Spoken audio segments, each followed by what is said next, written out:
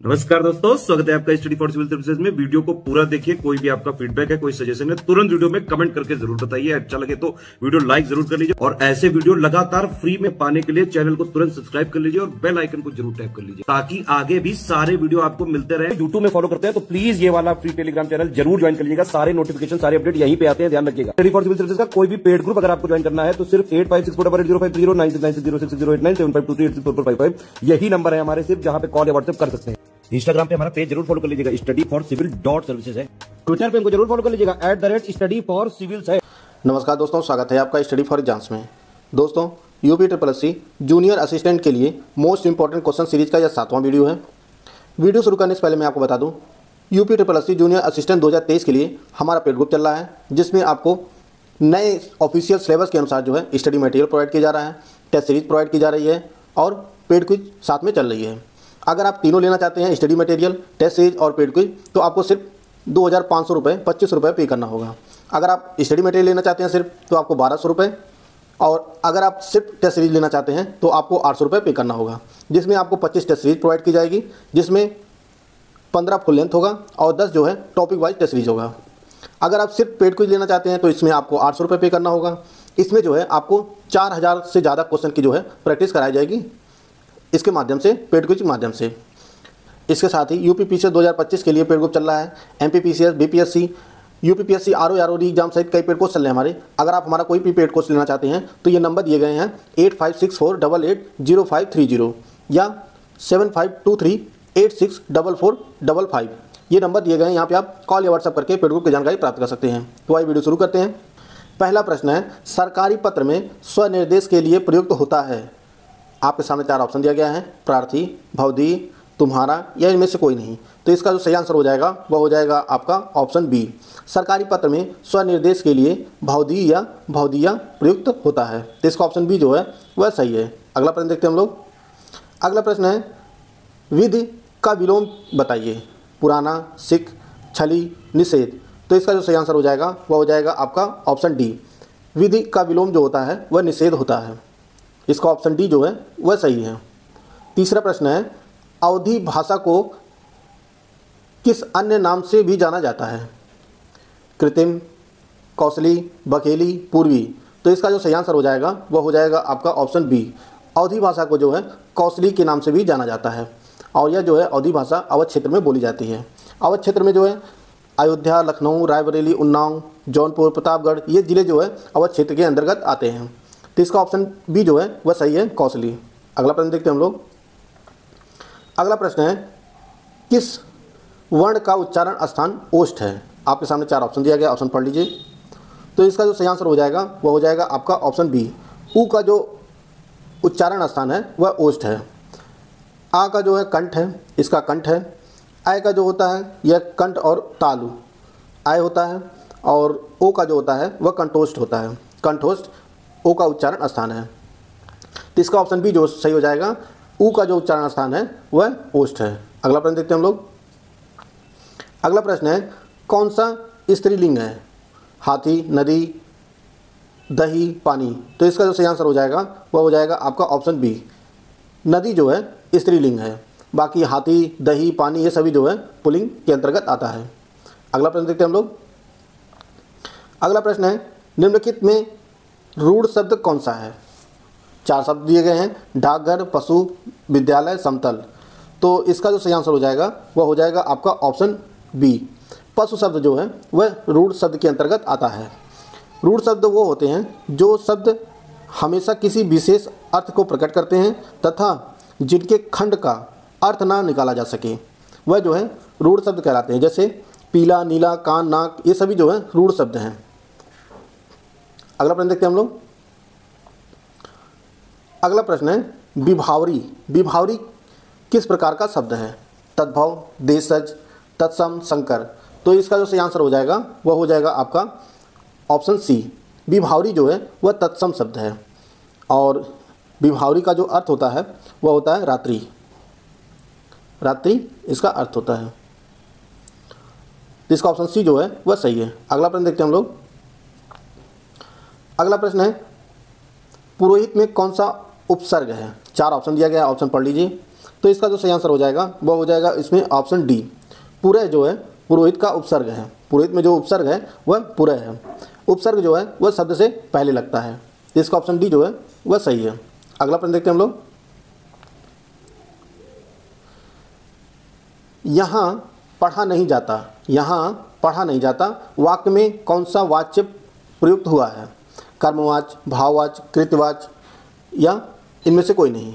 तो इसका जो सही आंसर हो जाएगा वह हो जाएगा आपका ऑप्शन बी। यहाँ पढ़ा नहीं जाता में जो वाच्य है वह भाववाच्य है। इसमें कर्ता या कर्म की प्रधानता ना होकर भाव की प्रधानता होती है। जैसे मुझे सोया नहीं जाता, इसमें जो है भाववाच्य है, तो इसका जो बी ऑप्शन जो है वह सही है। वाच्य जो 3 प्रकार हैं, कर्मवाच्य, भाववाच्य और कर्तवाच्य, ये 3 प्रकार होते हैं वाच्य के, तो इसमें जो है भाववाच्य है। अगला प्रश्न देखते हैं हम लोग। जो भेदा ना जा सके वाक्यांश के लिए एक शब्द होगा। आपके सामने 4 ऑप्शन दिया गया है, ऑप्शन पढ़ लीजिए। तो इसका जो सही आंसर हो जाएगा वह हो जाएगा आपका ऑप्शन सी। जो भेदा ना जा सके उसके लिए एक शब्द जो होता है वह अभेद्य होता है। इसका सी ऑप्शन सही है। अगला प्रश्न है 11 नंबर। 11 नंबर प्रश्न है, भोर, बिहान, निशांत निम्नलिखित में से किसके पर्यायवाची शब्द हैं? दिन के, शाम के, प्रभात के, संध्या के। तो इसका जो सही आंसर हो जाएगा वह हो जाएगा आपका ऑप्शन सी। यह सभी जो है प्रभात के पर्यायवाची हैं। भोर, बिहान, निशांत जो है प्रभात के पर्यायवाची हैं। अगला प्रश्न देखते हैं हम लोग।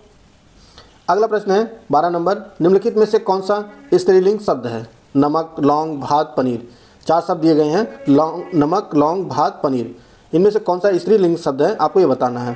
तो इसमें ऑप्शन बी जो है लौंग, यह जो है स्त्रीलिंग शब्द है। अगला प्रश्न देखते हैं हम लोग। निम्नलिखित में से कौन सा कामदेव का पर्यायवाची शब्द नहीं है? निम्नलिखित में से कौन सा कामदेव का पर्यायवाची शब्द नहीं है? मनोज, अनंग, मनमथ या निलय। तो इसका जो सही आंसर हो जाएगा वह हो जाएगा आपका ऑप्शन डी। निलय जो है यह घर का पर्यायवाची है, घर का पर्यायवाची है निलय। बाकी तीनों जो हैं वह कामदेव के पर्यायवाची हैं। अगला प्रश्न देखते हैं हम लोग। अगला प्रश्न है, अधिकरण कारक की विभक्ति पहचानिए। अधिकरण कारक की विभक्ति क्या है आपको ये बताना है। 4 ऑप्शन दिया गया, ऑप्शन पढ़ लीजिए।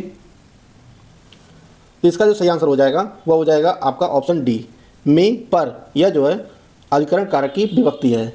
और हे, अरे जो है वह संबोधन, संबोधन की विभक्ति है। कारक जो है कुल 8 होते हैं, 8 कारक होते हैं। तो इसका ऑप्शन डी जो है वह सही है। अगला प्रश्न देखते हैं हम लोग। निम्नलिखित में तद्भव शब्द कौन सा है? 4 शब्द दिए गए हैं, विकार, दंड, कोकिला, नींद। तो इसमें कौन सा तद्भव शब्द है आपको ये बताना है। तो इसका जो सही आंसर हो जाएगा वह हो जाएगा आपका ऑप्शन डी। नींद शब्द जो है यह तद्भव शब्द है और इसका जो तत्सम होता है वह निद्रा होता है। तो इसका 15 का जो है ऑप्शन डी सही है। अगला प्रश्न देखते हैं हम लोग। 16 नंबर क्वेश्चन है, उद्घाटन का संधि विच्छेद क्या है? 4 ऑप्शन दिया गया है, ऑप्शन पढ़ लीजिए। तो इसका जो सही आंसर हो जाएगा वह हो जाएगा आपका ऑप्शन बी। इसका ऑप्शन बी सही है, उद्घन घाटन, और इसमें जो है व्यंजन संधि है। तो इसका ऑप्शन बी जो है वह सही है। अगला प्रश्न देखते हैं हम लोग। प्रश्न है, प्रभु जी तुम चंदन हम पानी पंक्ति किस कवि की है? कबीरदास, रैदास, हरिदास निरंजनी या दादू दयाल। तो इसका जो सही आंसर हो जाएगा वह हो जाएगा आपका ऑप्शन बी, प्रभु जी तुम चंदन हम पानी या रैदास की पंक्ति है। इसका ऑप्शन बी जो है वह सही है। 18 नंबर क्वेश्चन है, विशेषण के मुख्यतः कितने भेद होते हैं? विशेषण के मुख्यतः कितने भेद होते हैं आपको ये बताना है। 3, 4, 6, 2। तो इसका जो सही आंसर हो जाएगा वह हो जाएगा आपका ऑप्शन बी। विशेषण के मुख्य रूप से जो है 4 होते हैं, गुणवाचक, परिमाणवाचक, संख्यावाचक और सार्वनामिक विशेषण। ये होते हैं 4, और कहीं पर जो है 8 भी दिया रहता है। तो इस प्रश्न के अनुसार जो है वह ऑप्शन बी सही है, 4, मुख्य रूप से 4 होते हैं। अगला प्रश्न देखते हैं हम लोग। वायु का पर्यायवाची कौन नहीं है?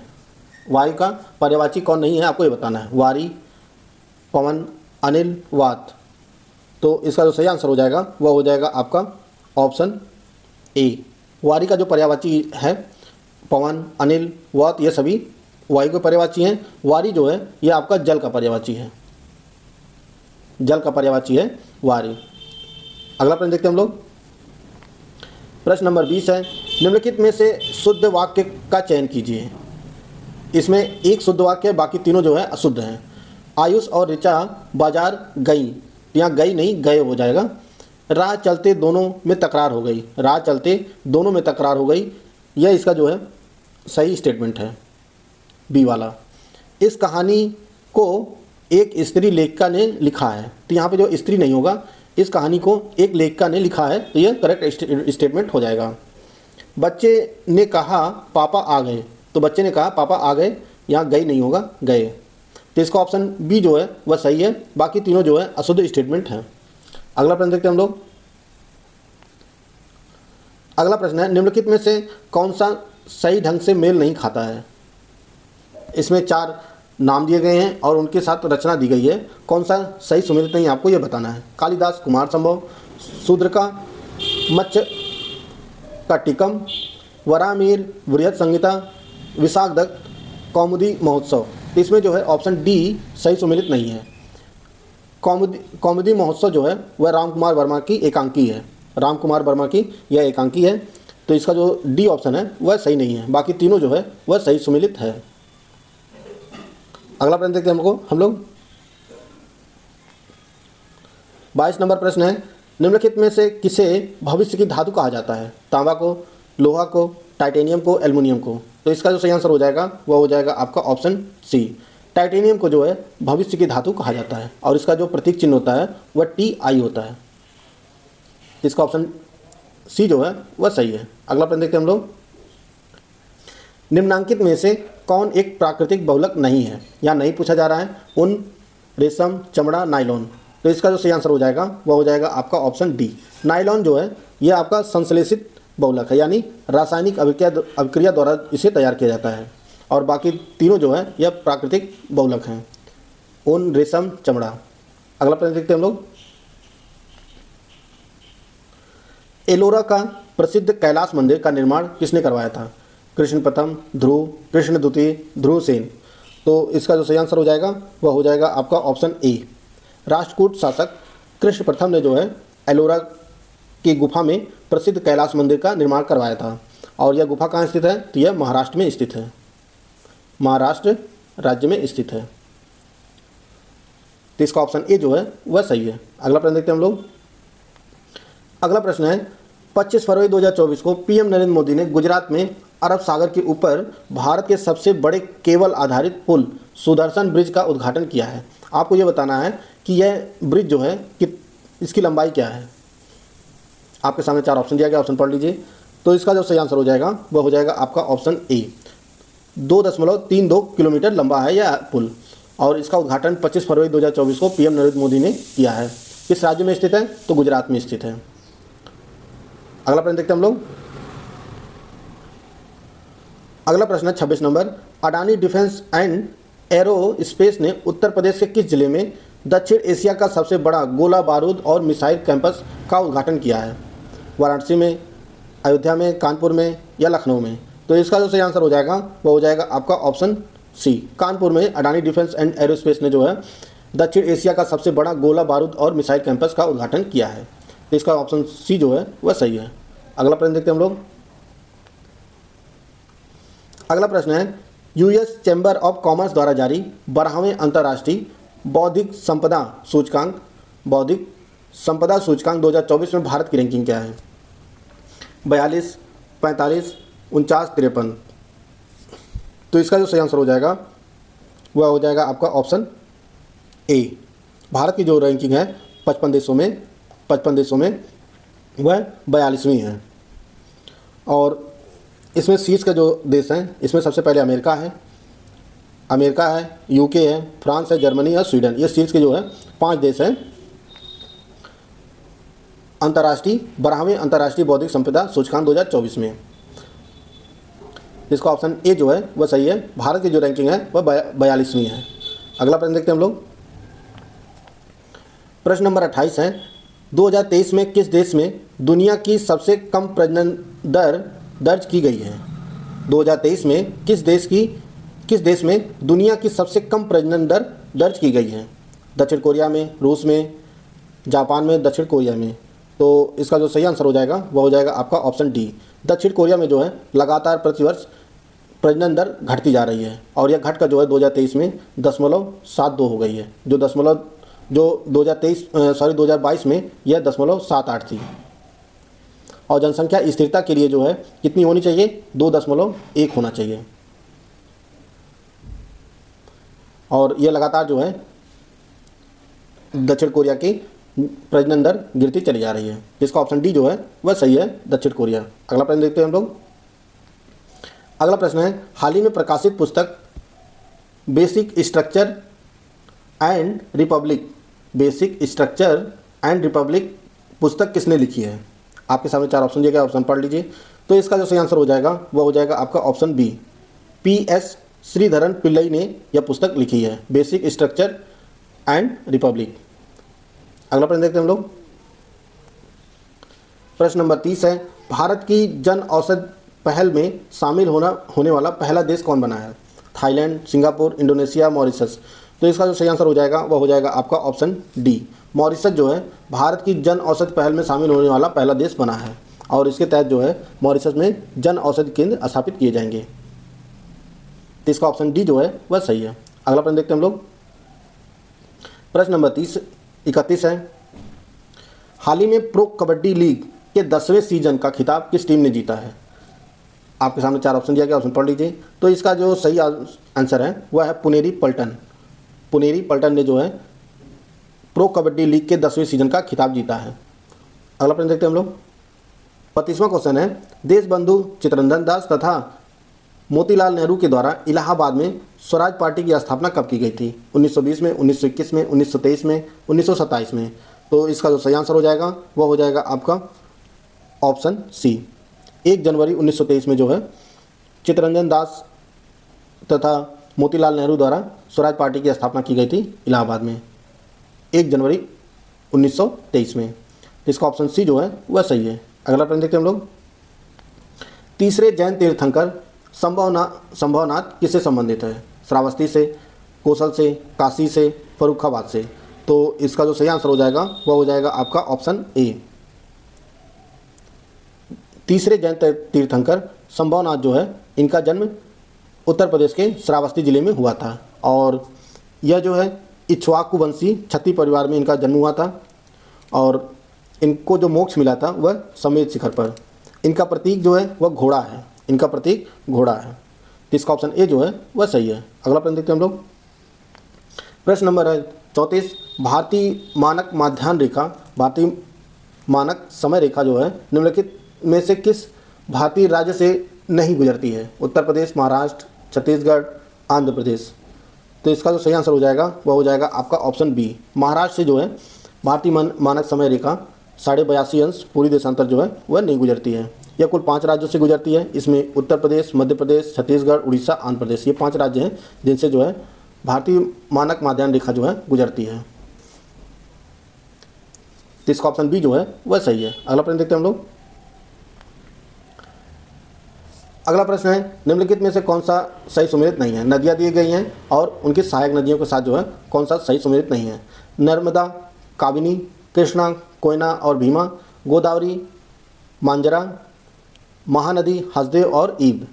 तो इसका जो सही आंसर हो जाएगा वह हो जाएगा आपका ऑप्शन ए, नर्मदा की जो है काबिनी जो है यह कावेरी की, काबिनी जिसे कपिला नदी के नाम से जाना जाता है, यह कावेरी की सहायक नदी है और यह केरल और कर्नाटक राज्य में जो है बहती है।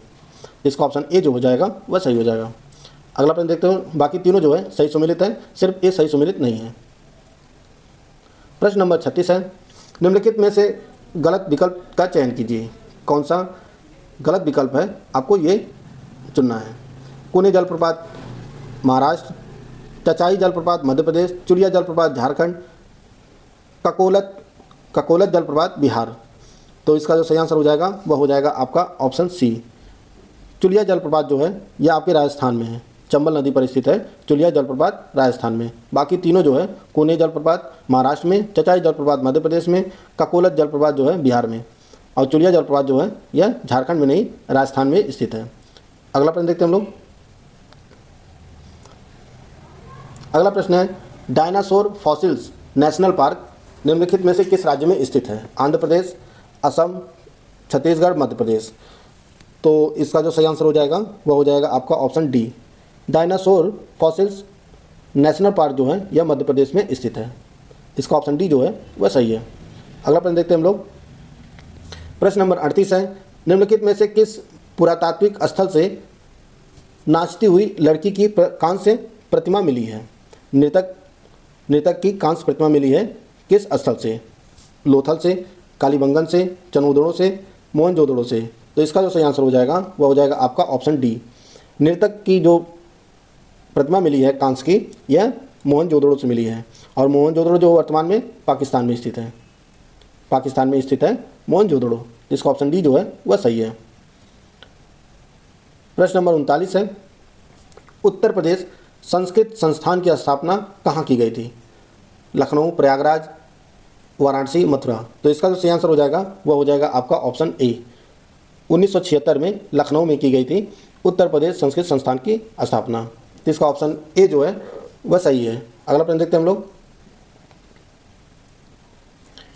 उत्तर प्रदेश राज्य का निम्नलिखित में से कौन सा शहर गंगा नदी के तट पर स्थित है? आपके सामने 4 ऑप्शन दिया गया है। गढ़मुक्तेश्वर, कौशाम्बी, जौनपुर, संत कबीर नगर। तो इसका जो सही आंसर हो जाएगा वह हो जाएगा आपका ऑप्शन ए। गढ़मुक्तेश्वर जो है जो हापुड़ जिले में स्थित है यह जो है गंगा नदी के तट पर स्थित है। कौशाम्बी जो है यमुना नदी के तट पर स्थित है। जौनपुर जो है आपका गोमती नदी के तट पर स्थित है। और संत कबीर नगर जो है घाघरा और राप्ती के तट पर स्थित है संत कबीर नगर। तो इसका ऑप्शन ए जो है वह सही है। अगला प्रश्न देखते हैं हम लोग। अगला प्रश्न है नालंदा विश्वविद्यालय के संस्थापक कौन थे? नालंदा विश्वविद्यालय के संस्थापक कौन थे? चंद्रगुप्त द्वितीय, कुमारगुप्त, धर्मपाल या पुष्यगुप्त।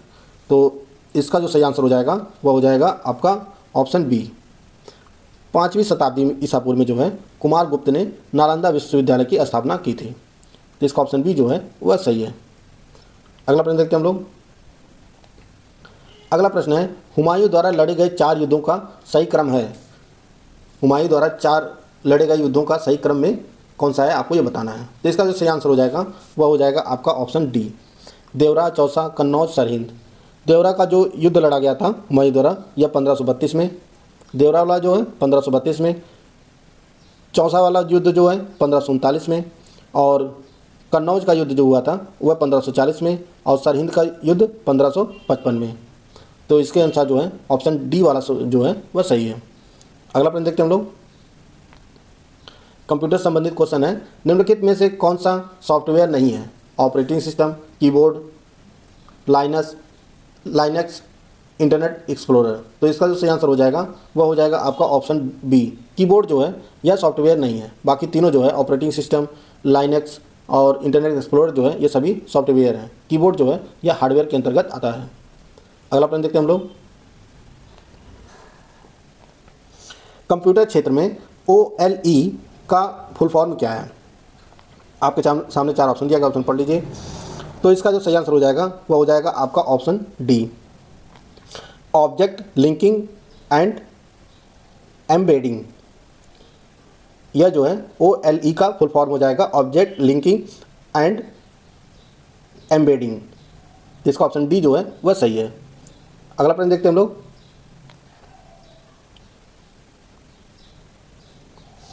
MS Excel 2010 में वर्कशीट में एक संपूर्ण कॉलम को सेलेक्ट करने के लिए इस्तेमाल की जाने वाली शॉर्टकट की है। आपके सामने 4 ऑप्शन दिया गया, ऑप्शन पढ़ लीजिए। तो इसका जो सही आंसर हो जाएगा वह हो जाएगा आपका option B. Control plus space bar use करते हैं। MS Excel 2010 में वर्कशीट में एक संपूर्ण कॉलम को सिलेक्ट करने के लिए जो है शॉर्टकट जो यूज की जाती है कंट्रोल प्लस स्पेस बार। अगला प्रश्न देखते हैं हम लोग। अगला प्रश्न है इंटरनेट पर सुरक्षित संचार के लिए किस प्रोटोकॉल का उपयोग किया जाता है? आपके सामने 4 ऑप्शन दिया गया, ऑप्शन पढ़ लीजिए। तो इसका जो सही आंसर हो जाएगा वह हो जाएगा आपका option B. HTTPS hyper text transfer protocol secure, HTTPS का प्रयोग किया जाता है इंटरनेट पर सुरक्षित संचार के लिए। तो इसका ऑप्शन बी जो है वह सही है। अगला प्रश्न देखते हैं हम लोग। अगला प्रश्न है, निम्नलिखित में से कौन सी सूचना प्रौद्योगिकी शब्दावली नहीं है? निम्नलिखित में से कौन सी सूचना प्रौद्योगिकी शब्दावली नहीं, आपको ये बताना। Upload, download, optical storage, modem. तो इसका जो सही आंसर हो जाएगा वह हो जाएगा आपका ऑप्शन सी। ऑप्टिकल स्टोरेज जो है यह सूचना प्रौद्योगिकी की शब्दावली नहीं है, बाकी तीनों जो है यह हैं। तो इसका ऑप्शन सी जो है वह सही है। अगला प्रश्न देखते हैं हम लोग 48 नंबर प्रश्न है, स्क्रीन का रिजोल्यूशन किसके द्वारा निर्दिष्ट किया जाता है?